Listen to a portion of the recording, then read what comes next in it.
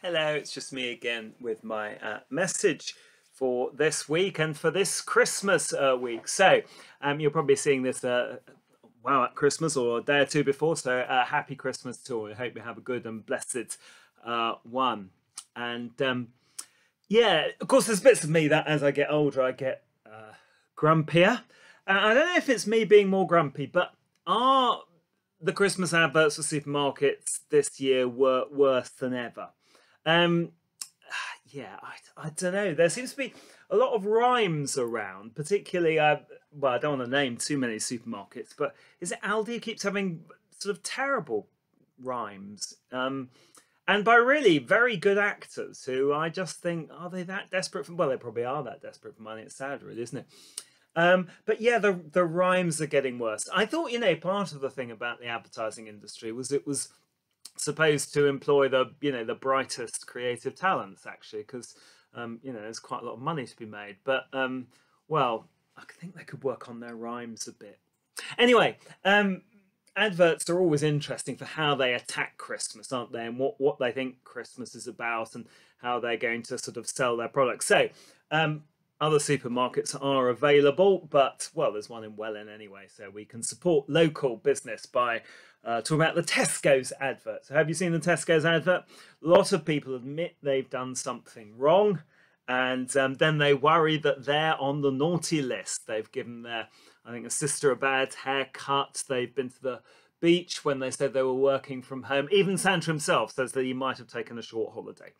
And then through the sort of supermarket tannoy, they come sound, this year there's no naughty list, therefore, and of course, this is the clever piece of marketing, buy all the treats you want, really indulge yourself, there's no naughty list, spend as much as you like, but please spend it at Tesco's because we are paying for this advert.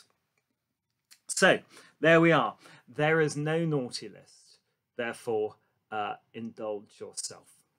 And I wondered to myself, is that a Christian message? And I thought, well, it sort of is and it isn't. It sort of raises interesting theological questions. Because I think my initial reaction was, that's dreadful. There is a naughty list. People do things wrong and irresponsible and hurtful, and sin is a reality. And that causes human suffering. And to say there's no naughty list, just, indulge yourself, is not a Christian response and is not a reality of how things are. And so I was slightly full of indignation.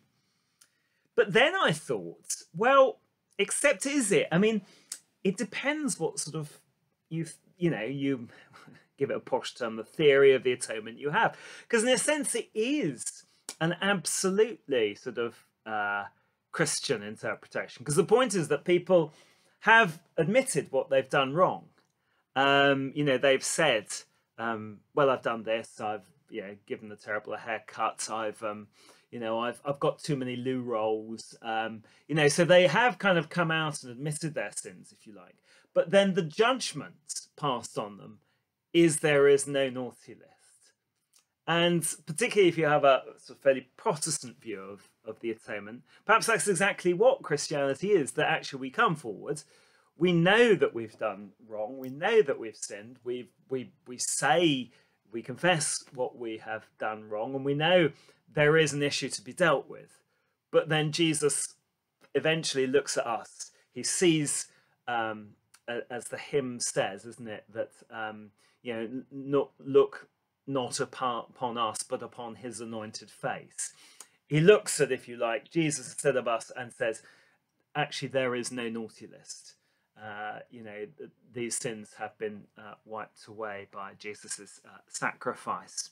So in a sense, it's slightly putting Tesco's in the kind of place of God, which isn't probably right. But there is a sense in which actually it is a very Christian view of what's happening. That, as I say, that people know there's a reality of sin, but know actually also in the end, because of what God has done in Jesus, there is no naughty list. So that might be another way of looking at it. I wonder, there may be other adverts. Maybe I shouldn't think so much about supermarket adverts at Christmas. But yeah, they do always make me think. But they do, yeah, they do raise another sort of theological issue, which again I really mentioned because somebody mentioned, well, a related issue in an email to me. It's always nice getting an email which isn't, it's a bit more sort of theological in scope.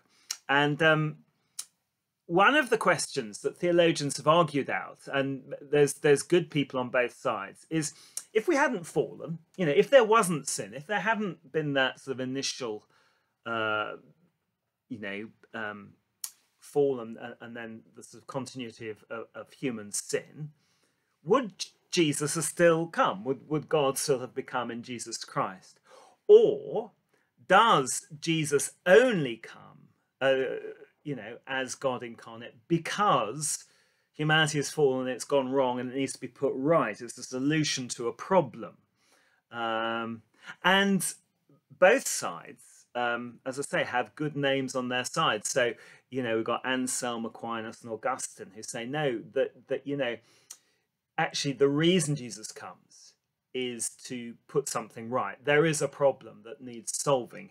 Jesus is the solution to that problem of humans. And there is a naughty list, and it needs to be wiped clean. And if there wasn't that need, we would just have lived, as in the Garden of Eden, etc., etc., forevermore. There would be no need.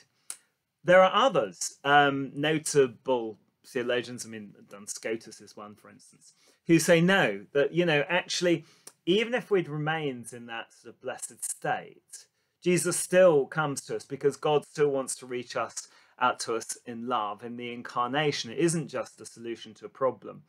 It is just an expression of his love. It's a sense of encouragement. It's a moral example of how to live the perfect sinless life. And all that could have happened whether we'd fallen or not. So again, it's one of those debates. It's not really something as a yes or no answer to. In a way, it's a bit of a game for theologians to think about. It sort of exercises the grey cells. But I suppose again it comes back to that sort of that question I have about that advert. I mean, is Jesus coming at Christmas a solution, simply a solution that there's a naughty list and it needs to be dealt with? Or, if we all weren't on the naughty list, if we'd all been good, in that ultimate sense, would Jesus the Santa still come round giving round presents, as it were? It's an interesting question. Anyway, that's kind of enough really for Christmas, but it is interesting, isn't it, to watch these sort of Christmas adverts and all these things and just think, what did they actually say about Christmas? What are people actually thinking about Christmas? And I say the one that made me think most this year was that Tesco one, which, as I say, either, depends which way you take it, is either sort of not very Christian or is Christian. But that idea that, yeah, there is no naughty list, because actually our sins have been, because Jesus has come, and therefore, yeah, the good news is there is no naughty list, and the gates of the kingdom are open. Have a very happy Christmas.